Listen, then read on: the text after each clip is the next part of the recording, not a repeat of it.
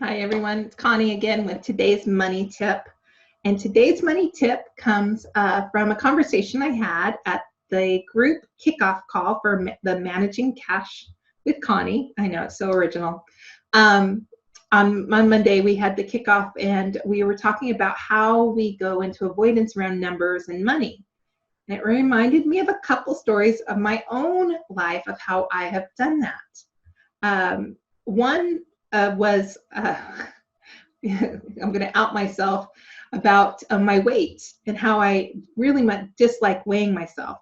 But I get on the scales I weigh myself once a week. I don't do it more than that because it gets way too obsessive. So just once a week, and I have to track that metric on a calendar because for some reason I don't keep that number in my head. And I'm often asked by a doctor or my health team about what my weight's at, and don't get me started about not wanting to weigh myself middle of day fully clothed. No, that's not going to happen. Anyway, so I write it down, but every time I get on the scale, for some reason, I'm like sitting there hoping and praying that I'm going to be 10 pounds lighter than I was last week. If I didn't take any action during the week to make that happen, that's unrealistic. That's a it's a waste of a prayer. It's a waste of energy. It never happens. And as we were having this conversation in the group, it dawned on me the energetics behind that, about hoping and praying that magic would happen without action. And then what was my reaction afterwards was like, oh well, too bad. I'm not worth it, or something self-sabotaging came up around that. Anyway, it made me really interested in like where those subconscious beliefs were hiding around that number. And then it dawned on me, I used to do that with money and numbers in my business.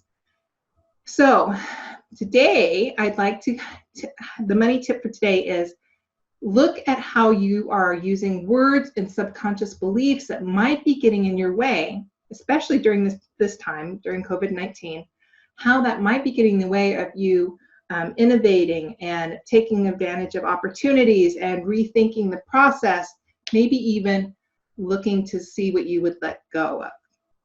Because if you're still thinking about how money used to be done 6 weeks ago, if you're thinking about what your goals were back in January and your targets and your financial plan was, if you haven't looked at your numbers since then, chances are you're living on a hope and a prayer and waiting for the magic money to drop right at your feet.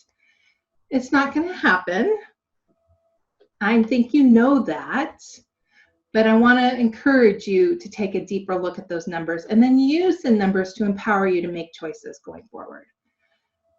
I still have room in my beta group if you're interested in getting some accountability, creating some structure around maybe something you haven't had structure around looking at your numbers. Maybe you have a big goal that you do want to accomplish. Maybe you want to have community to talk about innovation and where you would like to take your business next. Perhaps managing cash with Connie over the next 90 days might be it. Give me a call, let me know. And until next time, pay attention to your money, because what you focus on, you create. So until then, wishing you much joy, happiness, and of course, always profits. See you then. Bye.